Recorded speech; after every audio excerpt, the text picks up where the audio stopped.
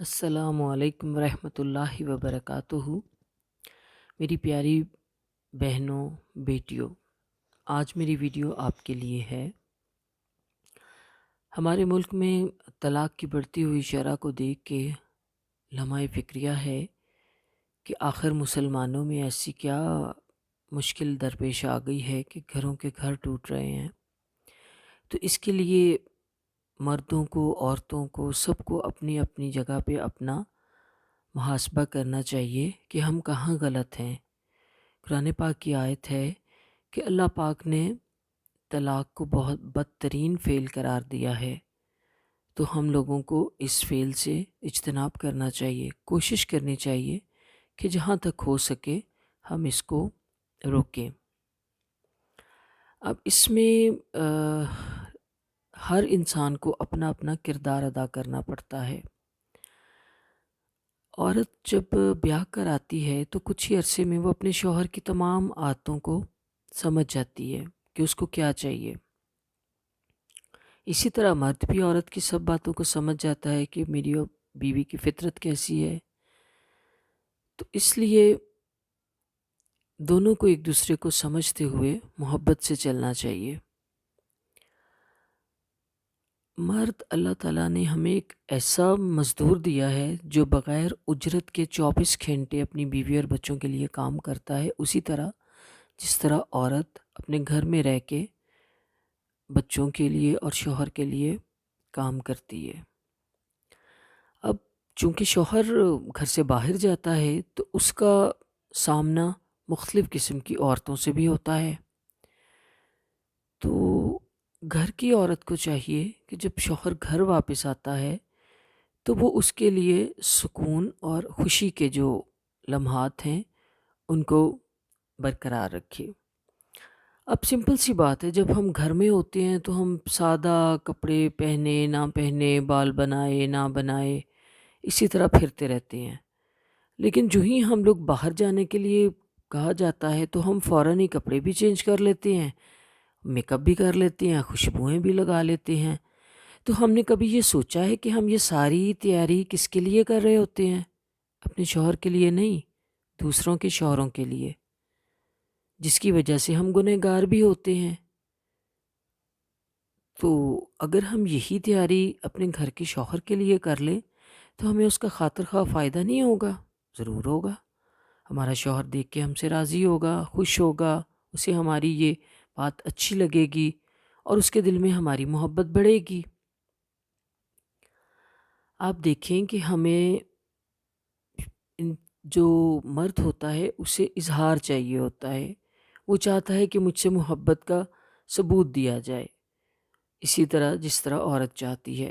تو عورت اپنے حق کے لیے تو بہت کہتی ہے کہ میرا شوہر میری تعریف نہیں کرتا، مجھ سے یہ نہیں کرتا، وہ نہیں کرتا۔ تو کبھی ہم نے سوچا ہے کہ ہم اپنے مرد کی کتنی تعریف کرتے ہیں؟ تعریف صرف صورت کی نہیں ہوتی، یہ بھی ایک تعریف ہوتی ہے کہ آپ میرے لیے سارا دن محنت کرتے ہیں، کما کے لاتے ہیں، کوئی چھوٹا موٹا تحفہ لے آتے ہیں تو ان کو بہت اچھے طریقے سے ان کی حوصلہ افزائی کریں، جی بہت خوبصورت ہے، بہت اچھا ہے، آپ کا بہت شکریہ۔ تو اسی مرد تو اتنے سے ہی راضی ہو جاتا ہے۔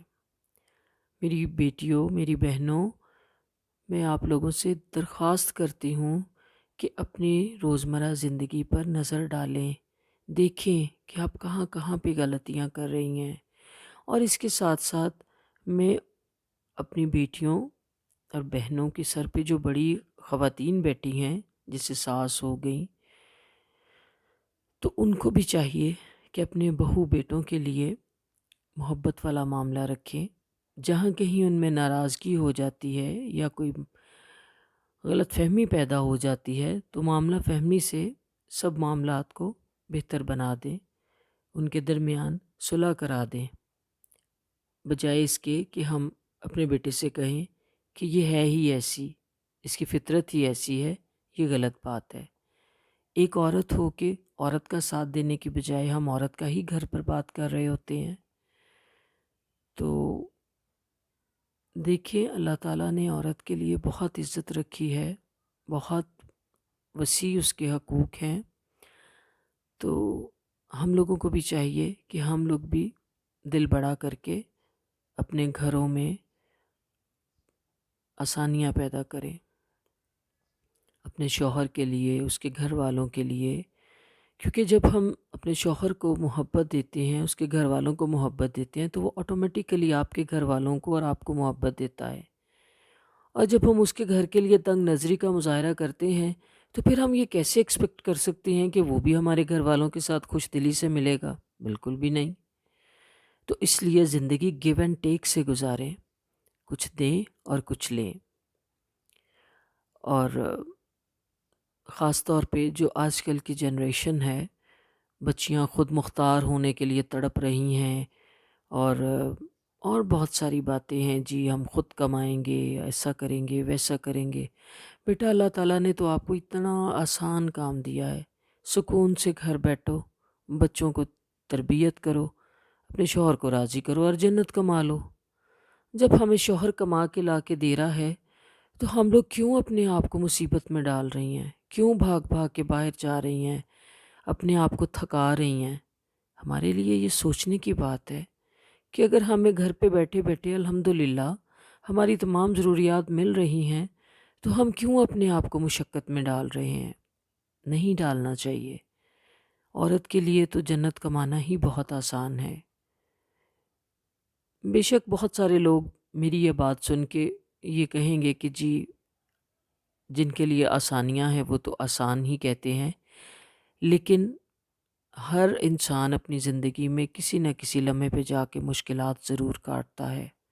کوئی انسان ایسا نہیں ہے یا کوئی عورت ایسی نہیں ہے جس نے اپنی زندگی میں مشکلات نہ کاٹی ہوں۔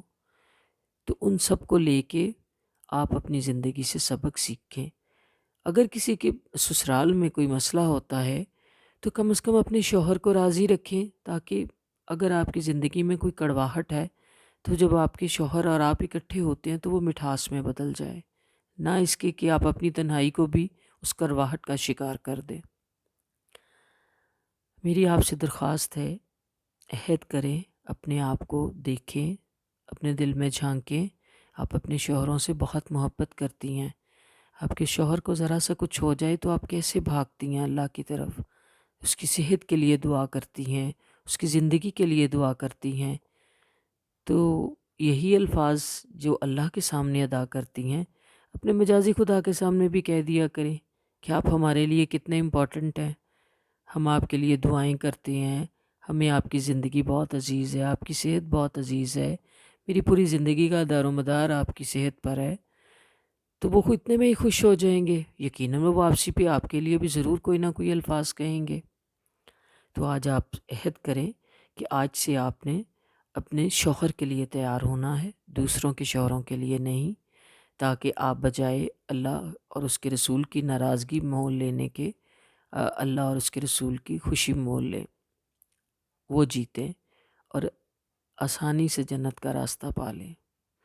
اس دعا کے ساتھ کہ اللہ تعالی ہم سب کو مسلمانوں کی طرح،